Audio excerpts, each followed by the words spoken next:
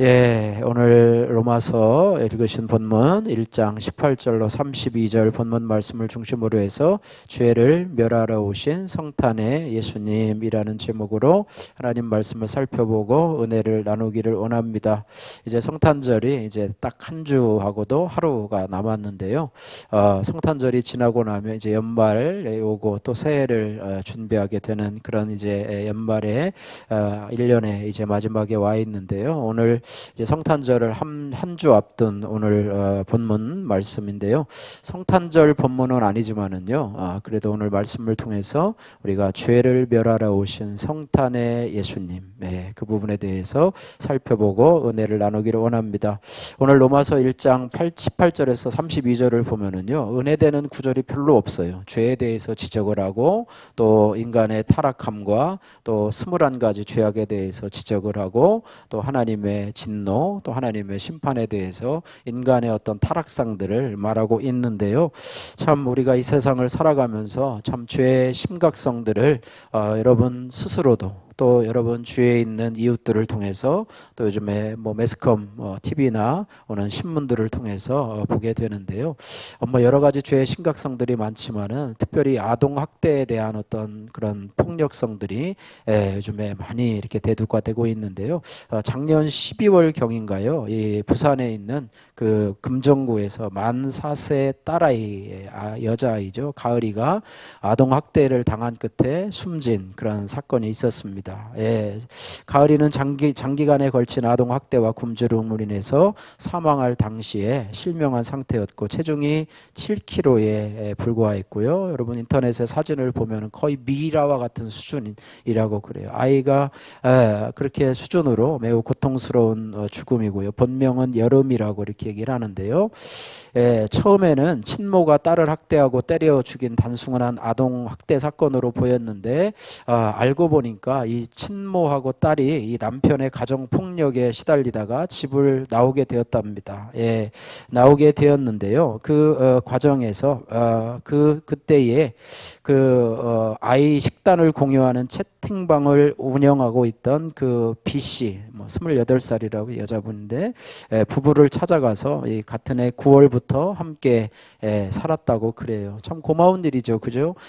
집을 나와서 자기하고 자기 딸을 같이 건사를 해주니 참 고마운 일이죠. 그렇게 만났었는데 문제는 여기서부터 시작이 됩니다. 얼마 있다가 이 여인이 그 친모에게 이제는 내가 공짜로 너희를 먹여주고 재워줬으니까 너희는 일을 해야 된다. 그러면서 성매매를 강요를 했대요. 성매매를 강요를 했는데 그 검찰이 그 조사한 그것을 통해서 보면은요.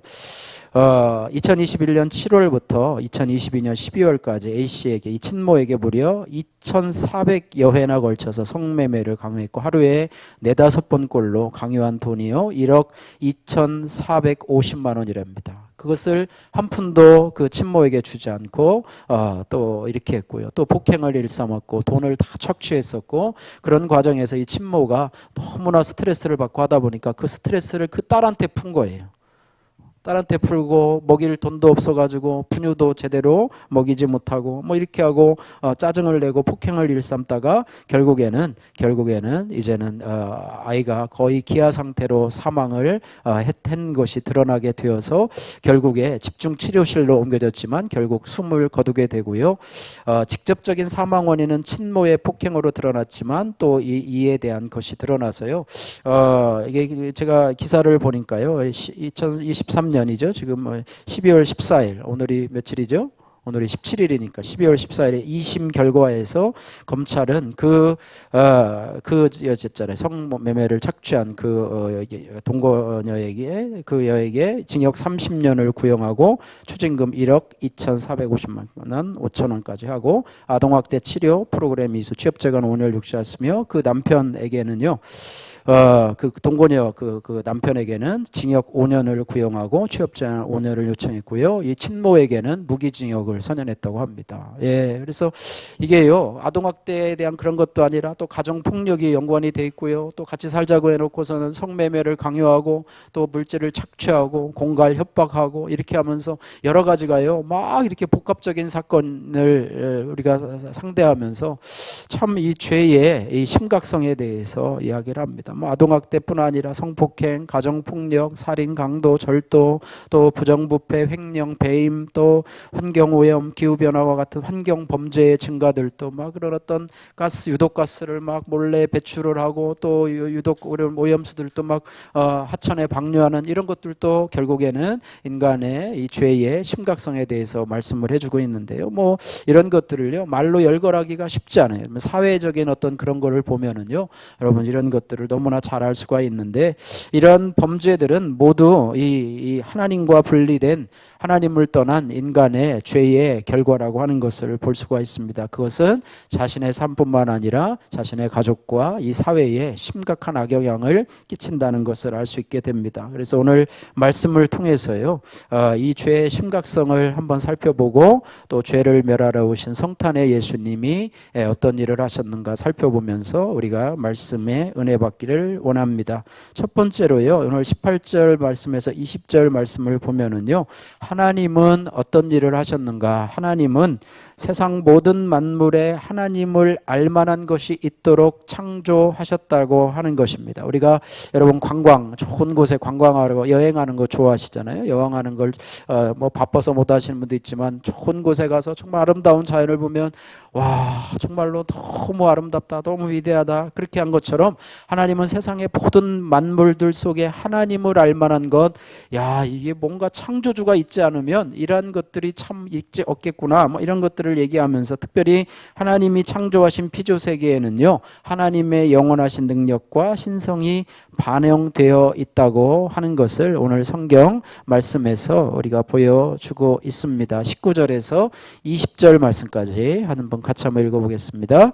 이는 하나님을 알만한 것이 그들 속에 보임이라. 하나님께서 이를 그들에게 보이셨느니라. 창세로부터 그의 보이지 아니하는 것들 곧 그의 영원하신 능력과 신성이 그가 만드신 만물에 분명히 보여 알려졌나니. 예, 거기까지 읽어보시면은요 하나님이 그렇게 이야기를 그렇게 만물들 속에 하나님을 알만한 것, 하나님이 살아계시다는 증거, 하나님이 우리 사람을 만드시고 또 해와 달과 별과 온 우주 만물을 창조하셨다는 증거들을 피조물들 속에 드러내 주셨기 때문에 어느 누구도 하나님을 모른다고 자신이 하나님을 믿지 않은 것을 합리화하거나 핑계할 수 없다라고 하는 것이죠. 마지막에 하나님 앞에 갔는데 나는 하나님을 알 수 있는 증거가 없어서 나는 하나님을 못 믿었다라고 하면 하나님께서 아마 그 증거들을 다 대시면 부인할 수 없어서 핑계하지 못하리라. 왜 내가 하나님을 안 믿었느냐, 왜 하나님의 존재를 부인했느냐라고 물을 때에 핑계치 못하리라 라고 말씀하고 있는데요. 어떤 사람들이 그런 핑계를 대는가? 오늘 18절 말씀해 보니까 타락하고 불의한 자들, 뭐 거기에는 저와 여러분들도 포함이 되었겠죠. 그리고 자신들의 불의로 진리를 막는 사람들이라고 얘기를 하고 있고, 결국 이러한 자들, 하나님을 모른다 하고 하나님을 떠나 있는 자들은 결국에는 하나님의 진노가 임한다, 이렇게 말씀하고 있습니다.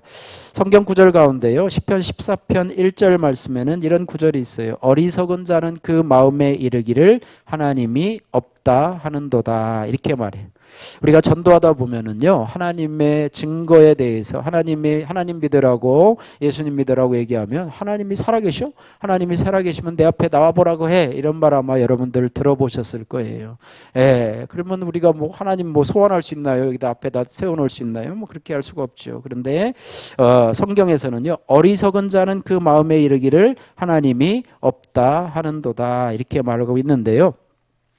어떤 사람들은 이 구절을요, 무신론자는 어리석다, 즉 지능이 부족하다라고 생각을 합니다. 그런데 그런 의미가 아니고요, 어리석은으로 번역된 이 히브리어 나발이라고 하는 단어는요, 그런 뜻을 의미하지 않고요, 죄 많은 사람들, 종종 윤리적이거나 종교적인 진리에 대한 인식이 없는 무례한 사람들을 뜻하는 말인데요. 그래서 죄 많은 사람들은 자신의 죄를 드러내지 않기 위해서 하나님을 믿지 않는다, 뭐 이렇게 할 수가 있습니다. 다시 말해서 하나님을 부인하는 것은 악한 일이고, 또 하나님에 대한 부인은 종종 악한 생활 방식으로 동반하게 된다라고 하는 것입니다. 시편 14편 1절은요, 아까 그 말씀에 이어서 경건하지 못한 다른 특징들을 이제 나열하기 시작하는데요. 뭐라고 얘기냐면 그냥 하나님을 알지 못하는 그들은 부패하고 그 행실이 가증하니 선을 행하는 자가 없도다. 이렇게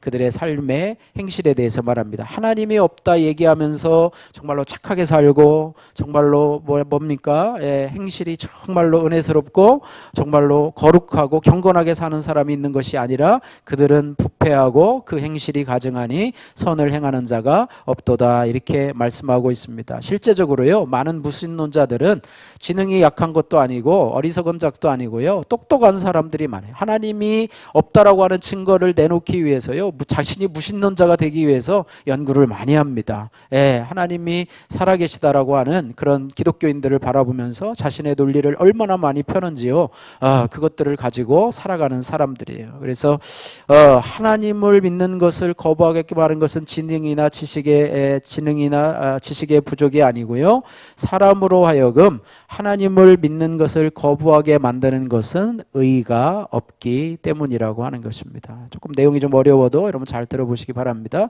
많은 사람들은요, 그러니까 특별히 이 하나님이 없다고 생각하는 사람들은 창조주가 당신의 일에만 신경을 쓰고 자기들을 그저 내버려 두는 한 창조자의 개념을 반대하지 않습니다. 다시 말하면 하나님은 그냥 당신의 일만 하시고, 뭐 해가 서쪽에서 뭐 동쪽으로 지게, 동쪽에서 또 서쪽으로 지게 하시고, 또 뭐 봄, 가을, 겨울 있게 하시고, 뭐 별들이 잘 운행하게 하시고, 지구가 뭐 다른 행성에 충돌하지 않게 하시고, 날씨 좋게 하시고, 비 올 때 내려주시고, 당신의 일만 하면은 되는데, 뭐 그렇게 하고 자기들을 신경 쓰지 않으면 뭐 하나님 오케이 괜찮아, 창조주 괜찮아, 뭐 이렇게 얘기를 하는데, 문제는 뭐냐면 피조물에게 도덕성을 요구하는 창조자의 개념을 싫어한다고 하는 거예요.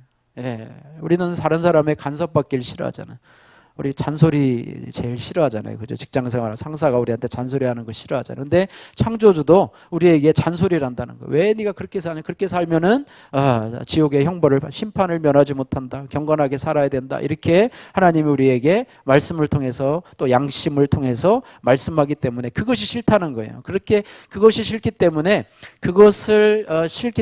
그것 때문에 하나님은 없는 존재라고 스스로를 설득해서 하나님의 개념을 전적으로 거부한다고 하는 것입니다. 그래서 하나님의 존재를 부인하는 것은요, 결국 사악한 삶으로 이끄는 욕망에 기반한 것이라고 얘기를 하는데요, 몇몇 무신론자들이 이 사실을 인정을 하게 되었습니다. 그래서 신적인 존재를 믿는다라고 하는 것은요, 그 존재 앞에서 책임을 져야 한다는 자각을 동반한다고 하는 것입니다. 그래서 무신론자들은요, 하나님께서 창조하신 양심의 가책으로부터 도망치기 위해서 그저 하나님의 존재를 부인하는 것이죠. 그들은 스스로에게 이렇게 말합니다.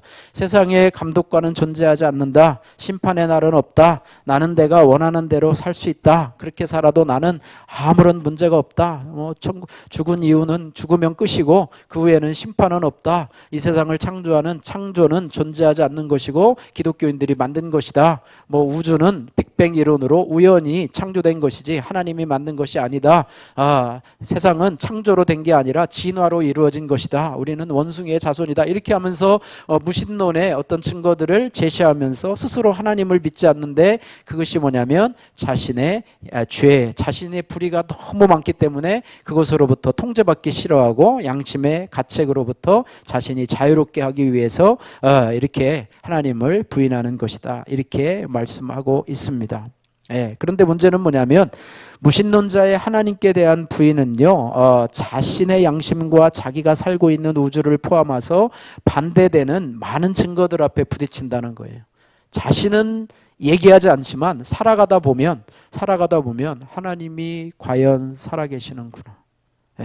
그래서 안 믿는 사람도요, 막 갑자기 갑작스러운 사고를 당하면 아이고 하나님 아이고 하나님 하면서 막 이렇게 하잖아요. 하나님을 믿지 않는데도 하나님은 살아계시다. 그리고 정말로 자신이 해결할 수 없는 그런 문제를 만나면 하나님이 살아계시다면 나를 좀 도와주세요.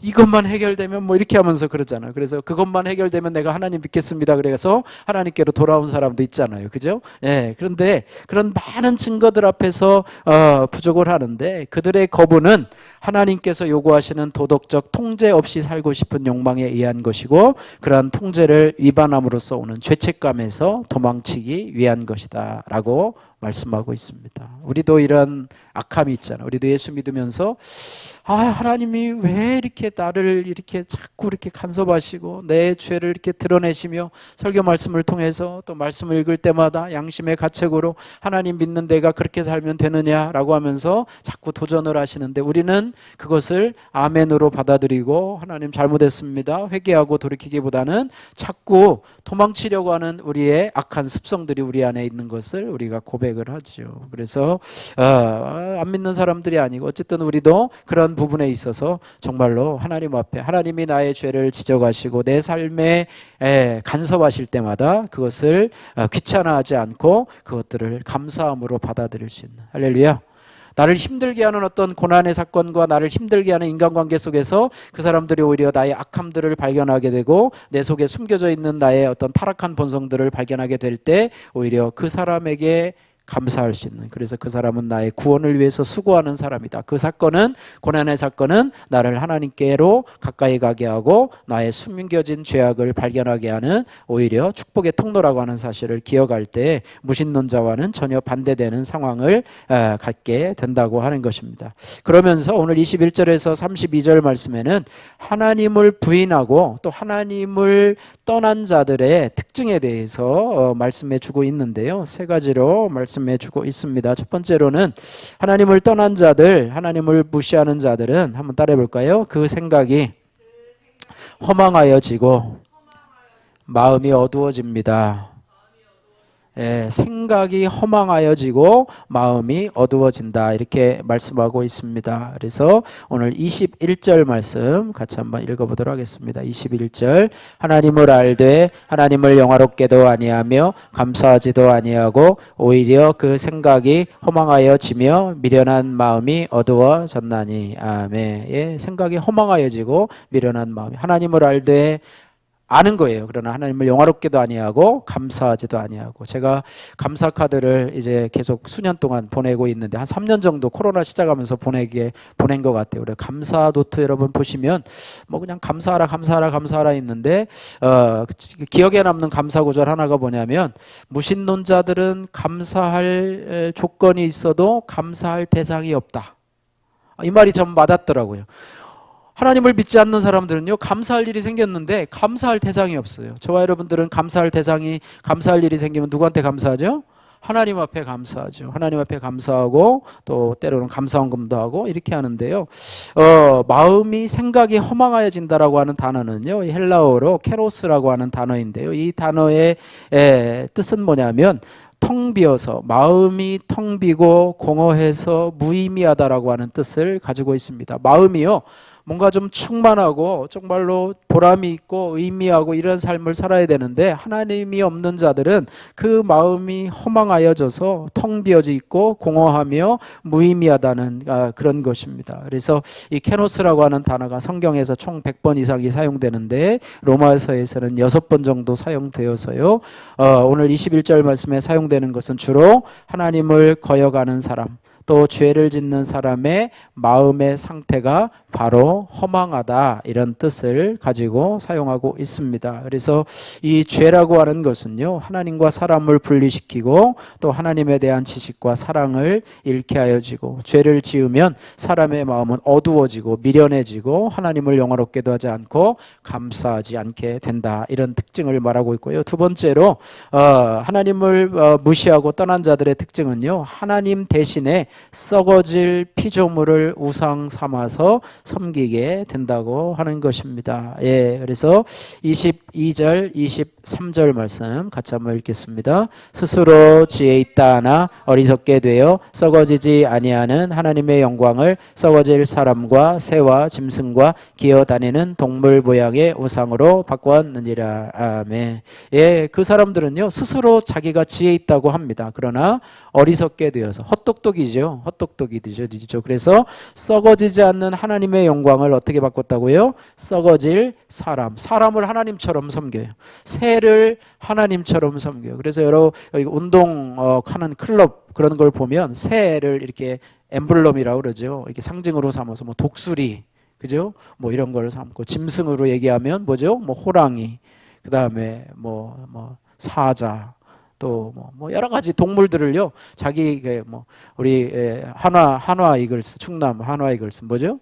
이글스, 독수리 뭐 삼성 라이언스 하면 사자, 뭐 그래가지고 뭐 기아 타이거스 하면 뭐 호랑이 해가지고 동물들을요 자기의 그런 어떤 구단들의 상징으로 삼고요. 프리미어리그 어떤 축구하는 걸 보면 거기도 잘 보면은요 동물 영상들이 다 있어요. 동물 영상들 그걸 자기가 하는 것이고요. 우리 뭐 라이언스 클럽도 뭐 앞에 가보면 뭐 사자 형상 뭐 새겨놓기도 하고 해태 뭐 이런 그런 어떤 옛날에 그런 어떤 가상의 동물들을 새겨놓기도 하고요. 동물들과 또 새와 동물들과 사람을 우상처럼 섬기는 그런 특징을 가지고 있다고 하는 것입니다. 그리고 세 번째로요. 하나님을 떠난 사람들은 따라해 보세요. 마음에 하나님 두기를 싫어합니다.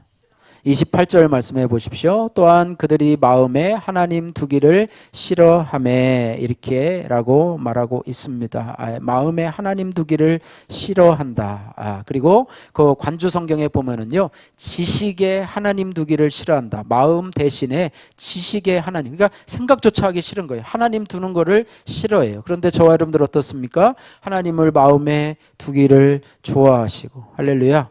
하나님을 마음에 둔다는 거는요 또 하나는 뭐냐면 하나님의 말씀을 여러분 안에 두는 거예요. 하나님의 말씀이 여러분에 거해서 그 말씀이 여러분 안에 마음판에 새겨지고 또 그 말씀을 묵상함으로 인해서 그 말씀이 우리의 인격이 되고 삶이 되고 우리의 신앙이 될 때 그것이 되는데, 무신론자들은요 하나님을 생각하는 것조차 싫어하고 마음에 두는 것조차 싫어하고 또 하나님을 지식 속에 있는 것조차 싫어하기 때문에 그 죄의 결과가 어떻게 나타나고 있는가 보니까 오늘 28절에서부터 29절부터 31절 말씀까지요 21가지의 죄악을 열거하고 있습니다. 29절부터 31절 말씀까지 여러분 뭐 나중에 기회 되면 21가지인지 한번 세보십시오. 29절에서 31절까지 같이 읽습니다. 곧 모든 불의, 추악, 탐욕, 악의가 가득한 자요, 시기, 살인, 분쟁, 사기, 악독이 가득한 자요, 수군수군하는 자요, 비방하는 자요, 하나님께서 미워하시는 자요, 능욕하는 자요, 교만한 자요, 자랑하는 자요, 악을 도모하는 자요, 부모를 거역하는 자요, 우매한 자요, 배약하는 자요, 무정한 자요, 무자비한 자라. 이런 거예요. 그리고 32절에 그들이 이 같은 일을 행하는 자는 사형에 해당한다고 하나님께서 정하심을 알고도 자기들만 행할 뿐 아니라 또한 그런 일을 행하는 자들을 어떻게 한다고요? 옳다 하느니라. 왜냐하면 자기 자신도 양심의 가책에서 해방되어야 되기 때문에. 괜찮아 하나님 없어, 심판이 어디 있어.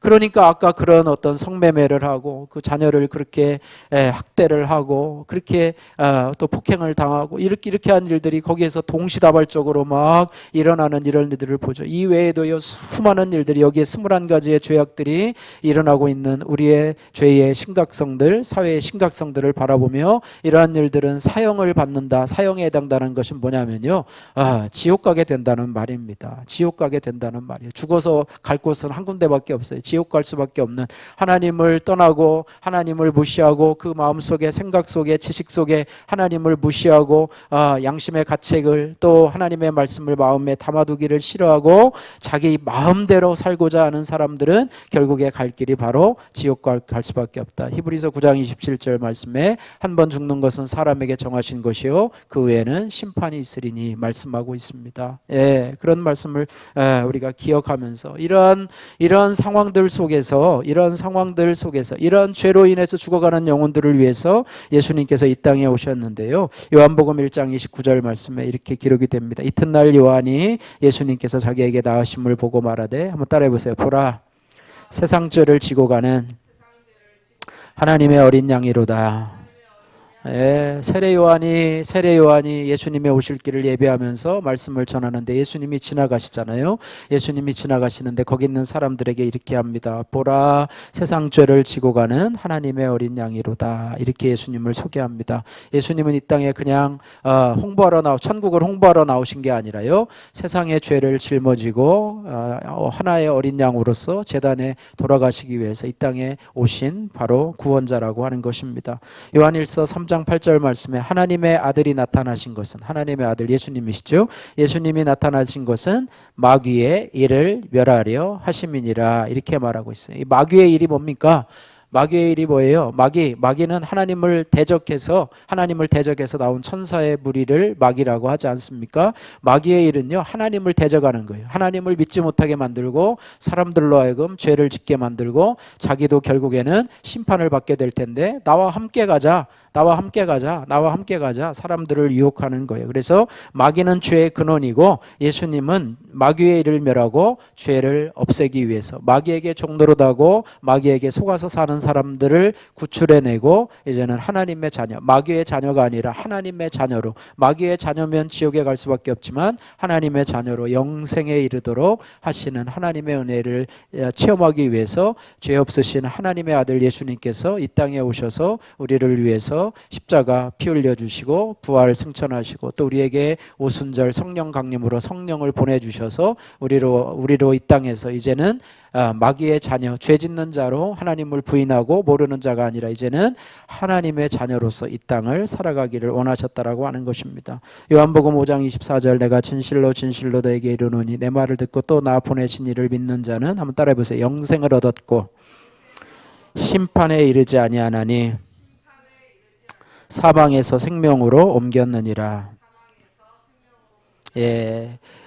내 말을 듣고 예수님의 말을 듣고 나 보내신 이를 믿는 자는 영생을 얻었고, 이렇게 말합니다. 어떤 사람은 구원의 확신에 대해서 이렇게 해요. 이렇게 하는데 오늘 밤 돌아가시면, 오늘 밤에 혹시 이 세상을 떠나시면 천국에 갈 확신이 있습니까? 라고 그러면 그런 말 하죠. 아이고 목사님, 죽어봐야 알죠. 어떻게 우리가 죽어보지도 않고 천국에 갈 수 있는지 아는지 어떻게 알아요? 천국에 가보셨어요? 이렇게 얘기를 하잖아요. 그런데 오늘 성경에서 이렇게 합니다. 내 말을 듣고 나 보내신 이를 믿는 자는 영생을 얻었고, 과거 시제예요. 과거 시대. 심판에 이르지 아니하나니 사망에서 생명으로 옮겼느니라. 옮겨질 것이니가 아니라 옮겼느니라, 이렇게 말해요. 그래서 구원의 확신은 예수님을 영접하고 죄사함을 받는 순간에 우리에게 주어지는 그런 확신이라고 하는 것입니다. 그래서 죽어야만 천국의 확신을 느낄 수 있는 것이 아니라 이 땅에서도 천국의 삶을 이미 살고 있는 거예요. 지금 살면서, 물론 눈에 확실히 보이지는 않지만 그러나 그런 삶을 살다가 자연스럽게 천국으로 가는 것이고 죽음은 천국으로 가는 통로라고 하는 것이지요. 그래서 예수님이 그렇게 말씀하셨어요. 그래서 이제 예수님께서 오신 이유는요, 하나님과 원수된 관계에 있는 저와 여러분들을 이제는 하나님과 화목하게 하는 화목제물로 보내주셨다고 하는 거예요. 로마서 5장 10절에 곧 우리가 원수되었을 때에 그 아들의 죽으심으로 말미암아 하나님으로 더불어 화목되었은즉 화목된 자로서는 더욱 그의 살려줌을 인하여 구원을 얻을 것이니라, 이렇게 말씀하고 있습니다. 그래서 이제 성탄이 한 주 정도 남았는데요, 오늘 본문 말씀을 통해서 정말로 심각한 죄의 타락 가운데 있는 저와 여러분들을 위해서, 온 인류를 위해서 예수님께서 오셨고, 또 그분이 우리를 위해서 십자가에 죽으시고 부활해서 성령 주심으로 우리를 죄와 저주의 사망에서 구해 주셨다, 이렇게 말해요. 그래서 예수님의 오신 날을 대표적인 성경 구절로 이렇게 말하잖아요. 지극히 높은 곳에서는 하나님께 영광이요, 땅에서는 기뻐하심을 입은 사람들 중에 평화로다라고 말씀하고 있습니다. 인류에게 가장 큰 기쁨의 소식이 바로 예수님이 이 땅에 오셨다는 것입니다. 요즘은요, 미국에서도 그런 얘기를 합니다. 크리스마스, 크라이스트, 예수님 마스 축제예요. 예수님이 오신 축제. 그래, 크리스마스는 예수님이 이 땅에 오신 것을 축하하는 축제라는 의미인데요, 이것으로 쓰지 않고요, 해피 할러데이라고 써요. 행복한 휴일. 연말에 성탄이라는 말을 쓰다. 성탄도 거룩한 분이 탄생하신, 크리스마스를 똑같은데 해피 할러데이라고 써요. 그래서 거기서 예수님을 죽여버려요. 여러분 성탄 카드 옛날부터 하셨죠? 거기에 주인공이 누구예요? 산타 할아버지, 루돌프 사슴코, 썰매, 뭐 이런 거, 이런, 우는 아이에게는 산타 할아버지가 선물을 안 주신대, 이렇게 하고, 산타 할아버지가 이렇게 바꿔놨어요. 예수님을 산타로 바꿔놓고 그랬습니다. 그러나 그분이 아니고요, 하나님의 아들 되신 예수님이 우리의 죄를 멸하러 오셨고, 또 그분이 우리를 위해서 축복의 선물로 이 땅에 오셨습니다. 그래서 성탄을 잘 준비하시는 여러분, 감사하신 여러분 되시기를 주님의 이름으로 축복합니다.